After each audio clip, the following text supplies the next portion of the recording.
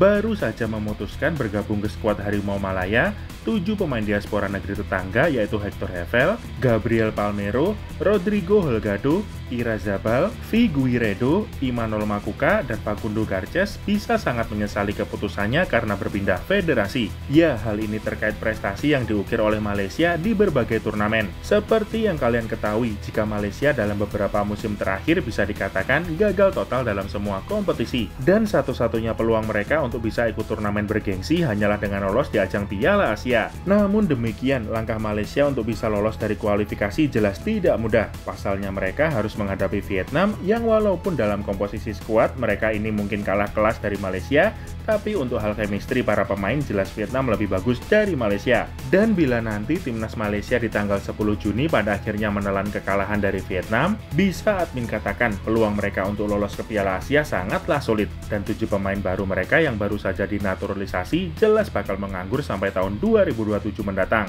Dan hal inilah yang mungkin akan membuat mereka merasa menyesal karena direkrut tapi tak bisa main di turnamen bergengsi dan bahkan waktunya tidak sebentar. Dan satu-satunya turnamen yang bisa diikuti oleh para pemain baru Malaysia adalah turnamen AFF. Pasalnya, untuk main di sini tak perlu ikut kualifikasi dan level turnamen ini jelas terlalu tidak bergengsi untuk menurunkan para pemain diaspora, terlebih yang harganya di atas 1 juta euro. Karena di turnamen ini potensi cedera sangatlah besar. Namun yang paling menyakitkan adalah selama 2 tahun jika gak ikut turnamen bergengsi, maka Malaysia juga jelas kehilangan 2 tahun dari usia prime para pemain diasporanya dan ini jelas sangat merugikan. Dan bila kalian berpikir tadi adalah hal yang terburuk, kalian salah sob. Pasalnya menurut admin, yang terburuk adalah keabsahan para pemain diaspora Malaysia ini masih dipertanyakan legalitasnya. Dan bila mereka memang gak ada garis keturunan Malaysia, selain negara tetangga ini kena sanksi, para pemain ini juga bisa selesai karirnya dan ini jelas tidak worth it. Dan bila semua hal buruk tadi kejadian, ya bukan tak mungkin para pemain diaspora ini pada akhirnya menyesal gabung ke skuad Malaysia. Tapi untuk saat ini kita anggap saja kalau semua pemain diaspora ini sah dan legal untuk main di timnas Malaysia.